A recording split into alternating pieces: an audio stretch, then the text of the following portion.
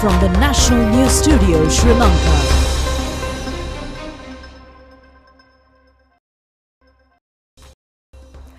Good evening. Welcome to the National News broadcast coming to you live from the National News Studio here at Rupavahini. I'm Kasni Balachandra. Joining me is Dishan Virakon. Here are your top stories for tonight.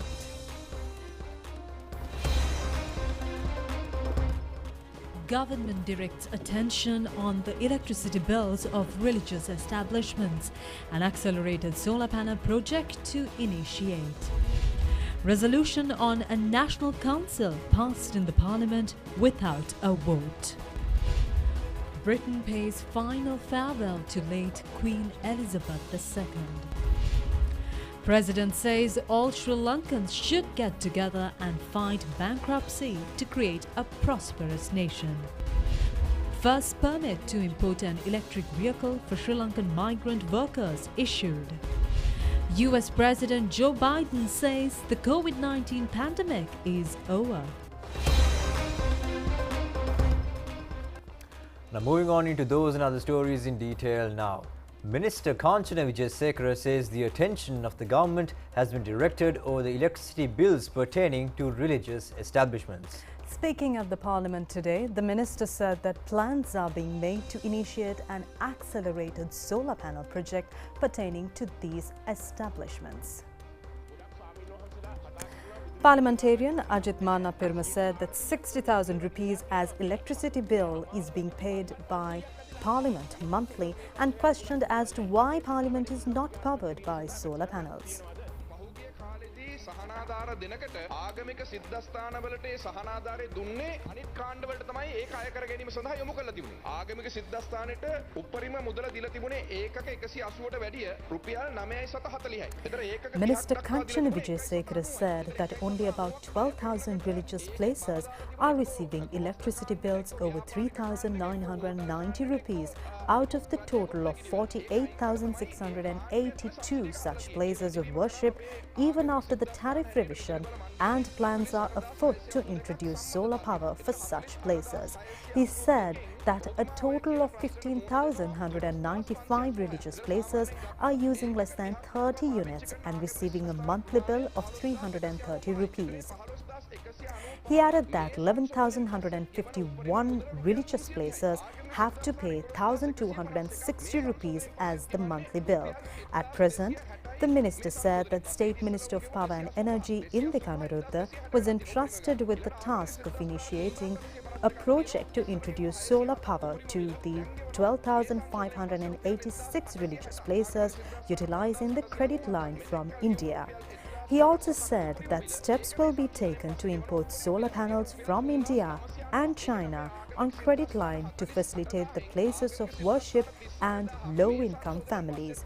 The minister said that further measures will be taken to install solar panels in separate lands or government buildings. යන්න වෙනවා මේ පුනර්ජනීය බලශක්ති ව්‍යාපෘති සඳහා. ඒ වගේම අපි උපදෙස් දීලා තියෙනවා ජනාධිපතිතුමත් අගමැතිතුමත් බුද්ධ ශාසන සහ ආගමික කටයුතු අමාත්‍යතුමා අපෙන් ඉල්ලීමක් කරා. එනවා පසුගිය සතියේ විදුලි බල මණ්ඩලයටත් ලෙකෝ එකටත් සුනිත්ත බලශක්ති අධිකාරියටත් තුනට අපි කියලා තියෙනවා ඒක බාර දුන්න සම්පූර්ණ ව්‍යාපෘතිය ඉන්දික අනුරුද්ධ රාජ්‍ය අමාත්‍යතුමාට මේ ආගමික සිද්ධාස්ථාන වලට වැඩපිළිවෙලක් හදලා දෙන්න සූර්ය පැනල ඇති කරගන්න ඒ වැඩපිළිවෙල අපි ක්‍රියාත්මක කරන්න උත්සාහ කරනවා. ඒ වගේම ඉල්ලීමක් කරනවා විදුලි බිල කළමනාකරණය කරගත යුතුයි. ඒ කියන්නේ දැන් අපි උත්පාදනය කරනකොට ආගමික සිද්ධාස්ථාන වලට කියලා වෙනත් බලාගාර නැහැ අඩුවෙන් උත්පාදනය කරන. ඒ නිසා එහෙම යම් සහනාධාරයක් දෙන්න ආණ්ඩුව මුදල් අමාත්‍යාංශය තීරණය කරනවා නම් ඒක කිසි ප්‍රශ්නයක් නැහැ. අපිට විදුලි බල මණ්ඩලයට ඒක දෙන්න පුළුවන්. නමුත් විදුලි බල මණ්ඩලයට මහජන උපයෝගිතා කොමිසම ලබා දී තියෙන නිර්දේශ අනුව ආගමික සිද්ධාස්ථාන 148ක් තියෙනවා ලංකාවේ විදුලි බල මණ්ඩලයෙන් හැම මාසෙම විදුලි බිල ගෙවපු. ඒවත් ගෙවන්න එපා කියන එක තමයි මහජන උපයෝගිතා කොමිසමෙන් කියලා තියෙන්නේ. ඒකට කොහෙන් හරි මහා භාණ්ඩාගාරයෙන් හරි කොහෙන් හරි තැනකින් අපිට මුදල් එනවා නම් අපිට ඒ කටයුත්ත කරගෙන යන්න පුළුවන්. විදුලි බිල සහනාධාර දෙන්න බෑ. MP Kumar Velgama said that certain Buddhist monks who are travelling in luxury vehicles are worried about electricity tariffs and said the CEB should not provide electricity at a loss. In the meantime, the resolution to constitute the parliamentary committee under the title the National Council was passed in the parliament today without a vote. Now, the National Council will consist of the Speaker as the chairman, whilst the Prime Minister, the Leader of the House, the Leader of the Opposition and the Chief Government Whip as the remaining members. Now, not more than 35 members of the Parliament representing the 9th Parliament from recognised political parties will also comprise the National Council. Prime Minister Dinesh Gunawardena said that the relevant resolutions on the National Council was presented to the Parliament following the agreement reached with party leaders of the Parliament. He said that the National Council determined the general priorities of Parliament to guide the formulation of short, medium and long-term national policies. He also said that the National Council will agree on short and medium-term common minimum programs in respect of the stabilization of the economy. He further said that the Council will be empowered to arrange meetings with the Cabinet Ministers, the chairpersons of special committees and youth observers of the organizations. Now, the Samagi Jana Balawegya requested the Elections Commission today to conduct the local government election at the earliest. A group of parliamentarians from the party visited the Election Commission to submit the relevant request. Accordingly, SJB parliamentarians led by Party General Secretary Ranjit Madhuma Bandara visited the Commission. Parliamentarian Ranjit Madhuma Bandara said that they requested the Commission to conduct the local government elections at the earliest, ensuring the democratic rights of the people in the country. In the meantime, speaking at the Parliament over the local government elections, Prime Minister Dinesh Gunawardena pointed out that no measures will be taken outside the legal procedure in this regard.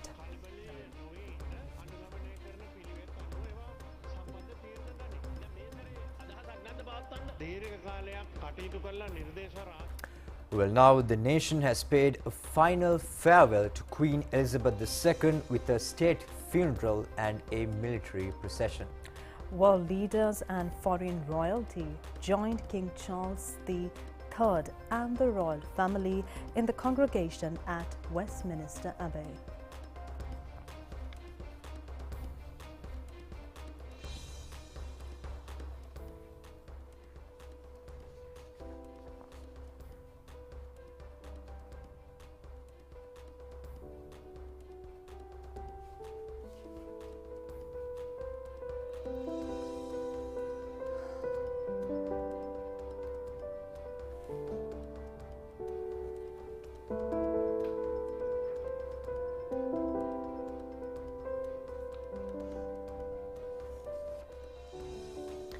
Westminster Abbey is bound up with parts of the Queen's own personal history. It was where she was married and where her coronation took place. Her funeral heard Psalm 23, "The Lord is my shepherd," which was sung at her wedding. As the Abbey service came towards its end, the last post was played by the same musicians who performed it at the Duke of Edinburgh's funeral at Windsor last year, before the nation came to a standstill for 2 minutes of silence. Now, the Queen's piper then played a traditional lament before the King stood silently as the national anthem was sung. Among the personal touches at the ceremony was a handwritten message from the King, which was placed on top of the coffin in a wreath of flowers cut from the gardens of Buckingham Palace, Highgrove House and Clarence House at his request. Thousands lined streets and gathered in parks around the capital to listen to the service, with many moved to tears. It was the first state funeral ever since Sir Winston Churchill's in 1965 and the biggest ceremonial event since World War II.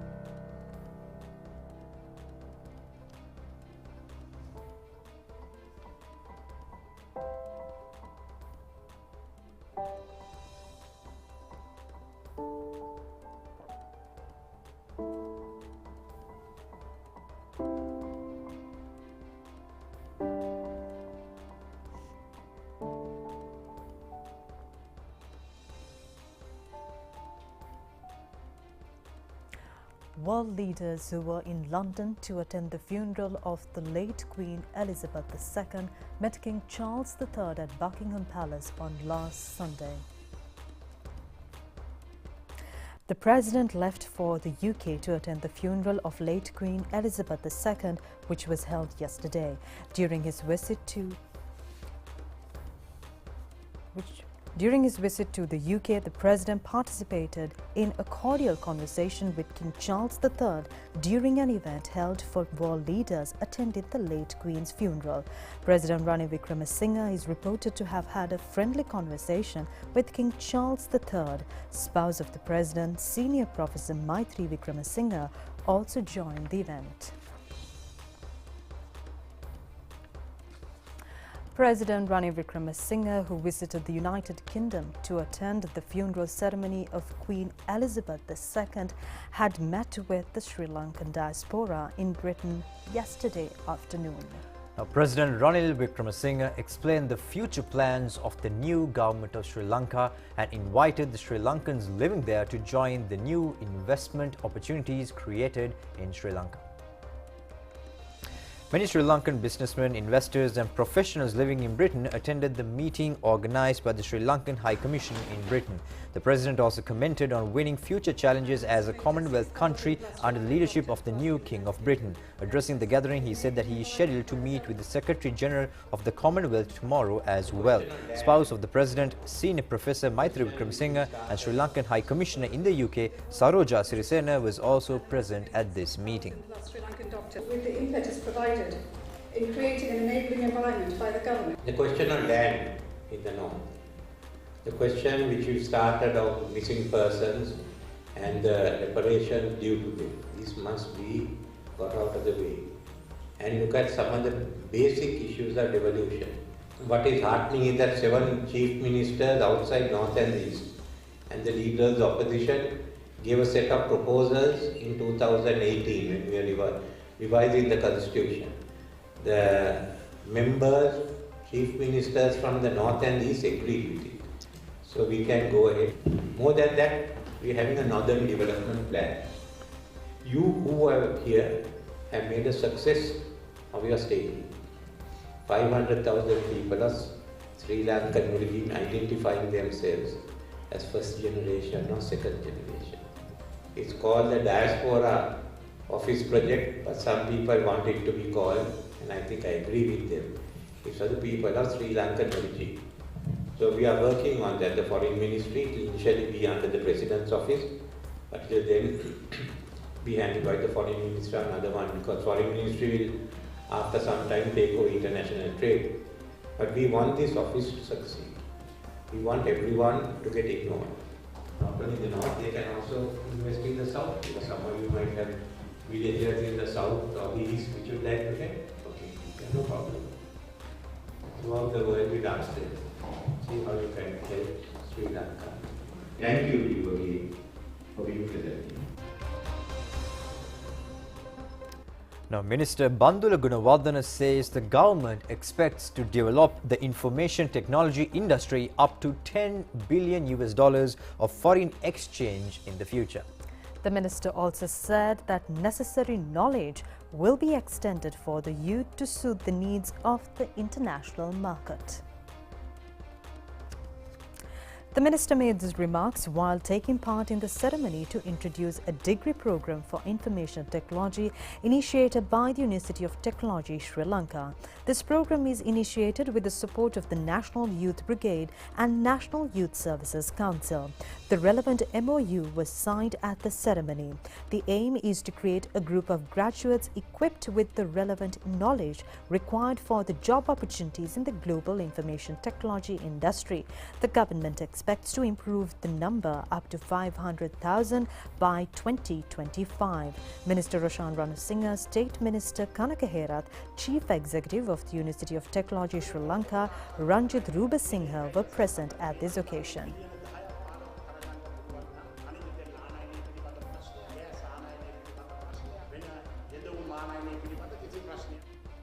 Today is the 5th day of the Colombo International Book Fair. A large gathering of people was seen even today at the BMICH premises.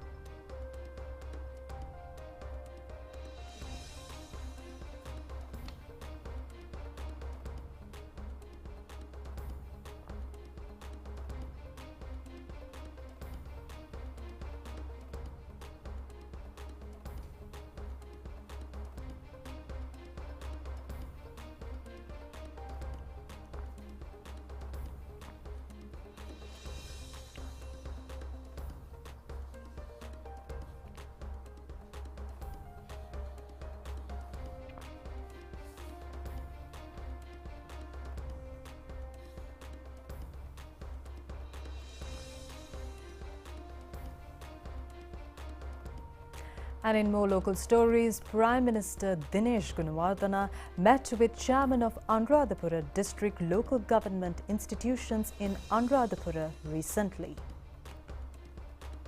The local government chairman briefed the Prime Minister over the difficulties faced by the local government institutions and in providing public services amidst the prevailing economic crisis.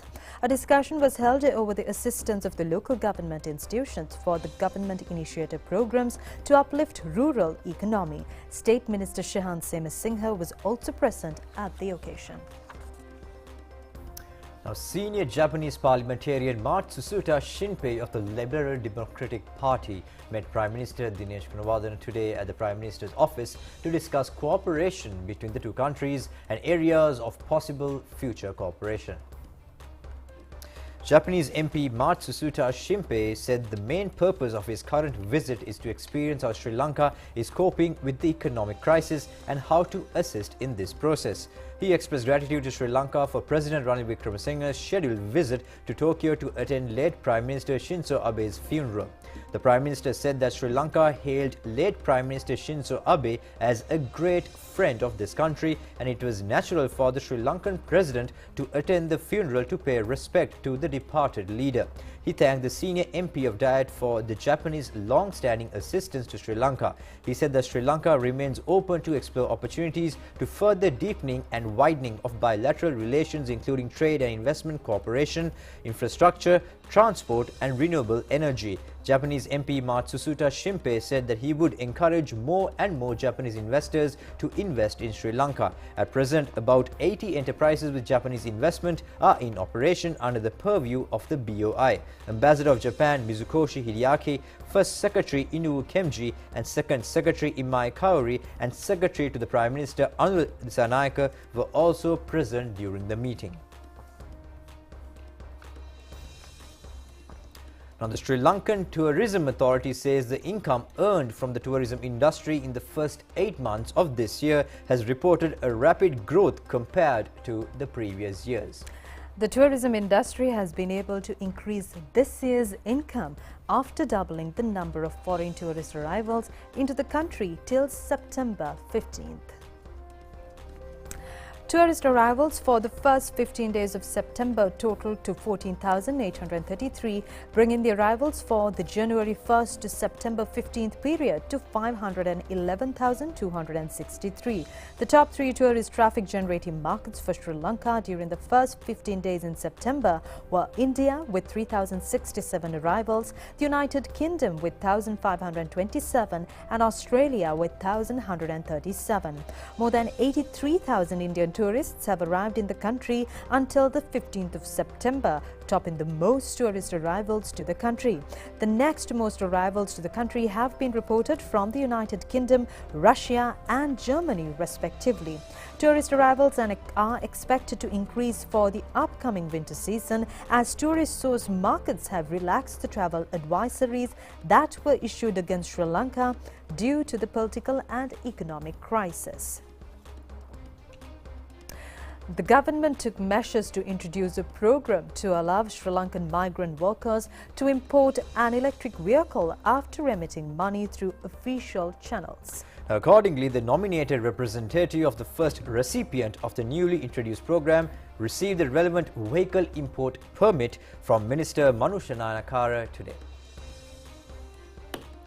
Daham Pereira, the authorized representative of the Sri Lankan migrant worker who imported the vehicle, received the vehicle import permit from Minister Nayanakara. The minister on the occasion noted that the decision to allow Sri Lankan migrant workers who remit money through official channels to import an electric vehicle has been much appreciated, and inquiries in this regard by workers are increasing on a daily basis. He said that any Sri Lankan who lives, works or holds dual citizenship in a foreign country are eligible to import an electric vehicle under the scheme. Ministry of Finance, Economic Stabilization and National Policy says steps should be taken to reduce the direct tax percentage while increasing the direct tax percentage.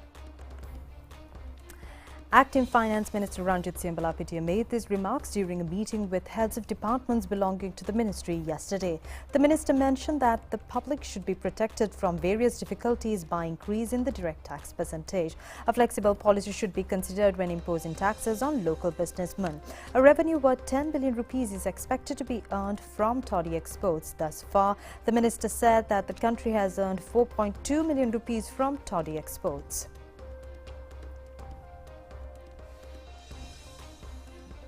The Maliban Biscuit Company has taken steps to drop the prices of many of their products. Now, in a statement, the company has indicated that the prices of the products had to be increased in the past couple of months, considering the production expenditure increase with the rising inflation in the country.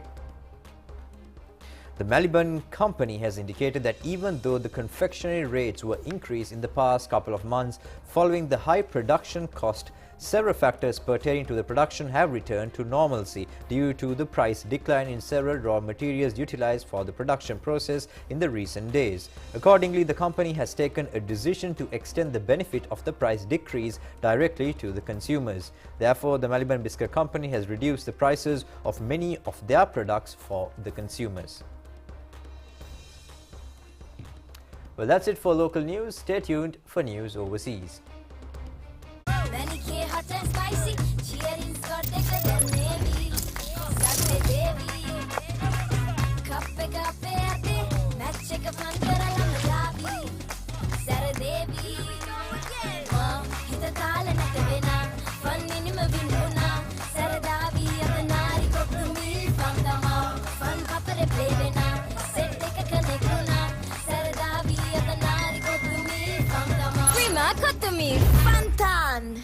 People's Remittance இடமிருந்து நாளாந்தம் 10,000 ரூபாய், வாராந்தம் பெறுமதியான தங்க பவுன், மாதாந்தம் 1 million ரூபாவுடன் வருட இறுதி மாபெரும் சீட்டிழப்பில் 1 கோடி ரூபாய். நீங்கள் வெளிநாட்டிலிருந்து மக்கள் வங்கியினூடாக பணம் அனுப்பும் போது பரிசு குவியல். People's Remittance, கோடி அதிர்ஷ்டம், அனுப்பவும் வெல்லவும்.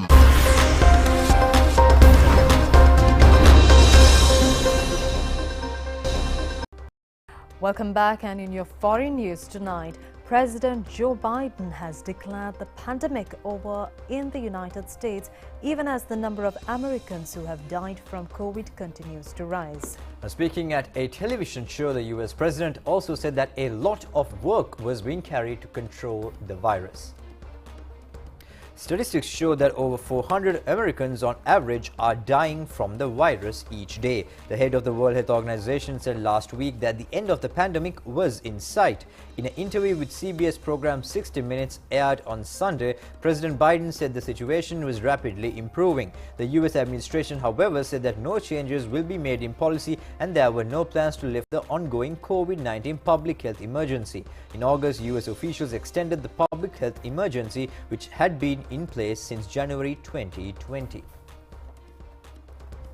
Typhoon Nanmadol transitioned into an extratropical cyclone this morning after it moved across the Japanese archipelago to the Pacific. The heavy rains and triggering landslides have left 2 people dead and at least 115 injured. The storm, one of the most powerful the country has ever seen when it reached the Kyushu region recently, bringing unprecedented winds and intense rainfall. More than 100,000 homes were still without power today. Landslides and a fallen bridge were confirmed in the mountainous region of Miyazaki Prefecture, while part of the Hikone Castle structures designated an important cultural property in Shiga Prefecture was found damaged. The meteorological agency forecast winds of up to 108 kilometers per hour in northeastern Japan and waves of up to 7 meters in western Japan today. US President Joe Biden has again said that the United States will defend Taiwan in the event of an attack by China. Now, in a CBS interview, the president said that the US troops will be deployed if there was an unprecedented attack. The remarks prompted the White House to clarify that the official US policy, which is yet to commit for military action on Taiwan, had not changed. Beijing has responded, citing that it deplores and firmly opposes President Biden's pledge of action. The foreign ministry said that it had lodged stern representations with Washington over the remarks and broadcasted in a CBS 60 Minutes interview on Sunday. Taiwan is a self-ruled island off the coast of eastern China that Beijing claims as part of its territory. Washington has always walked a diplomatic tightrope over the issue. The United States adheres to the One China policy, which acknowledges that there is only one Chinese government and has formal ties with Beijing rather than Taiwan. The US is also maintaining close relations with Taiwan and sells arms under the Taiwan Relations Act. And in more foreign news, the peacock dance or peafowl dance is a traditional Asian folk dance that describes the beauty and the movement of peacocks. On Sunday, about 1,000 women wore kebaya and marched in front of Gedung State in Bandung. In Indonesia, the dance is known as Tari Merak. The peafowl dance is originated in West Java. It is performed by female dancers inspired by the movements of peacock and its feathers blended with the classical movements of Sundanese dance. Authorities point out that World Peacock Dance activity could be a positive step in promoting one of West Java's cultures and be used as a momentum to promote to a wider public on West Java's traditional culture.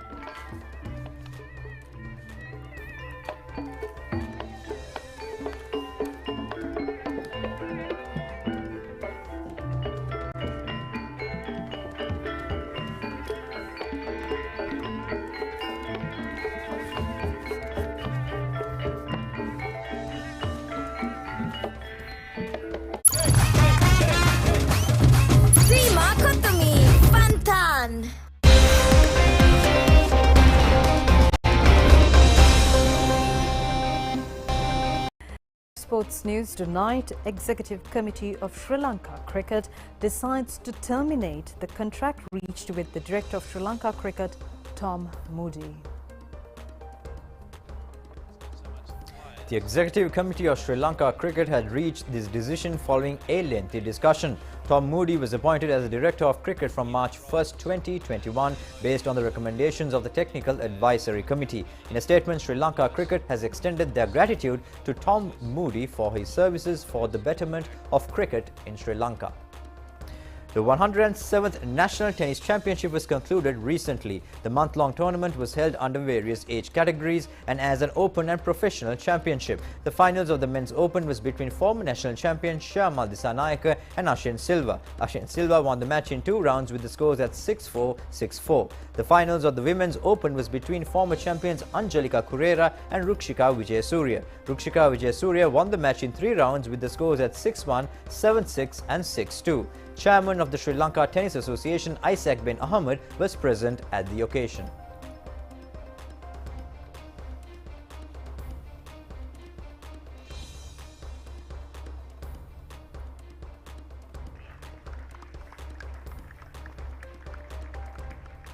Ladies and gentlemen, once more, a big round of applause for the women's national champion, Rukshika Vijayasuriya.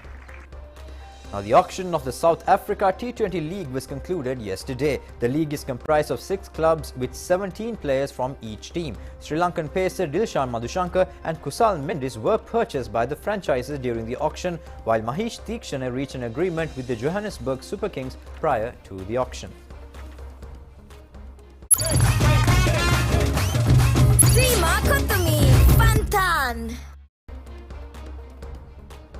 And with that, we conclude tonight's English news on Rupavahini. We'll see you tomorrow at the very same time. Good night. Good night.